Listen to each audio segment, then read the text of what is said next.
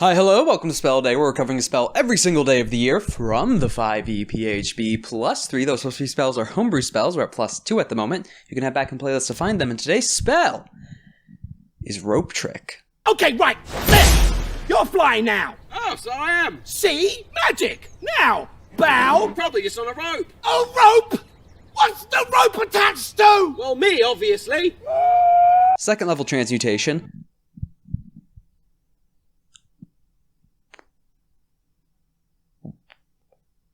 I have a few issues with that. Casting time for 1 action, range of touch, components for somatic material, powdered corn extract, and a twisted loop of parchment. Duration 1 hour. You touch a length of rope that is up to 60 feet long. One end of the rope then rises into the air until the whole rope hangs perpendicular to the ground. At the upper end of the rope, an invisible entrance opens to an extra-dimensional space that lasts until the spell ends. The extra-dimensional space can be reached by climbing to the top of the rope. The space can hold as many as 8 medium or smaller creatures. The rope can be pulled into the space, making the rope disappear from view outside the space. Attacks and spells can't cross through the entrance, into, or out of the extra-dimensional space, but those inside can see out of it as if it was through a 3-foot by 5-foot window centered on the rope. Anything inside the extra-dimensional space drops out when the spell ends.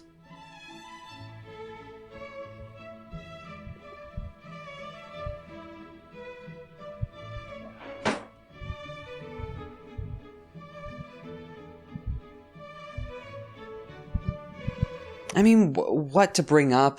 I guess starting is, why is this transmutation? This is a conjuration spell. This is a second level demiplane. A very, very, very brief one, but you can not even...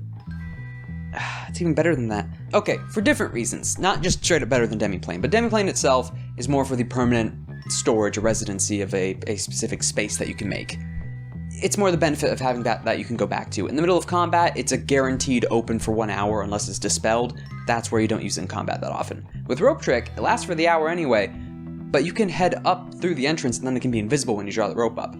And attacks and damage can't go through it, unlike Dimension Door. Not Dimension Door, unlike Demiplane. And then it's second level. You've created your own pocket. The entire party, it's up to 8 medium or smaller creatures. The entire party can go up there. Guards coming around, climb up the rope, pull the rope up, you're fine. You got an hour to wait, or even before that, you can hop out ahead of time. You can see the entrance. You can see through the entrance, but they can't see the entrance. And no attack's gonna get through to you, even if they know that space is there. Also, when it comes to the 60-foot length, it's up to 60 feet.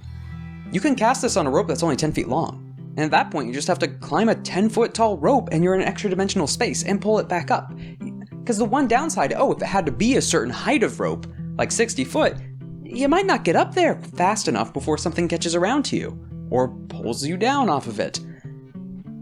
If you just do a short length of rope, even 5 foot technically might work. 1 foot? Not to mention you could just pop in and out, walk up, down, climb on the rope, shoot things, head back in. I mean, that runs into the issue of any hiding spot or armored position with hold actions. I have never seen this used in any of my games. I forgot these were the mechanics of it. I knew some of the mechanics were kind of BS, or at least would provide quite the headache, and I can see why. Second level, I thought this was 4th level from the stories I heard of how it was used. Why is this second? Cast this, you have a hub area for an hour that no one can actually see into, but you can see out of. Adventurers hiding from some grand effect, something that's about to hit within an hour. A small campsite for an hour. In base 5e, that's enough for a short rest. Oh my god, it's a short rest in a dungeon for free. Because the other issue with things like Lehman's or some of the other spells that allow you to preserve it is... Oh man, really? You really could just go up in that rope trick and then just sit there and take a rest, even if the enemy knows. They have nothing they can do about it. I guess they can dispel it, but they don't know where it is because it's invisible. So unless they saw you entering the entrance, they have to target it, which might be blind firing. It's a very specific niche, but that niche, it does amazing because you can just have the rope to a certain small length, and again, the whole invisible, you can see through, they can't see in. A lot of things to its benefit. It's a lot of the benefits of the secret entrance of Magnificent Mansion. The Magnificent Mansion is a much higher level, and takes a bit more time to cast. Okay, so another thing to compare this to is Magnificent Mansion. Magnificent Mansion also has an invisible entrance, though this one is only limited to creatures that you allow in when you cast the spell. But with that, it's a 7th level spell. that's quite a bit later in the game. Also, when you open the door, it can be seen, similar to the rope being out still. And you can attack, so you can't see out of it.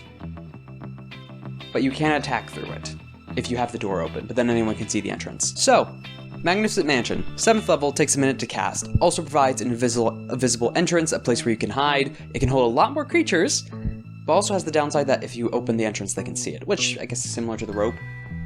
But that's the thing. You're getting that similar sense of defense as an action. as an action. And as a 2nd level spell as compared to a 7th level spell.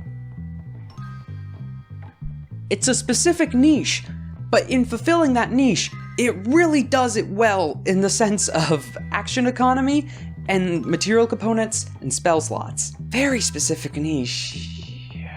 8 out of 10 or 9 out of 10. I don't know how to rate this because it's such a specific niche. I'm happy I haven't bumped into this in my games, because I feel like this would be a headache to deal with.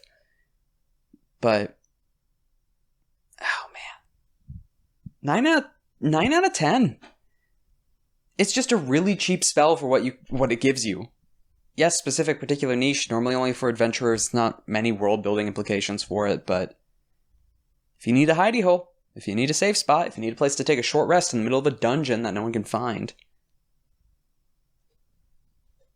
dang.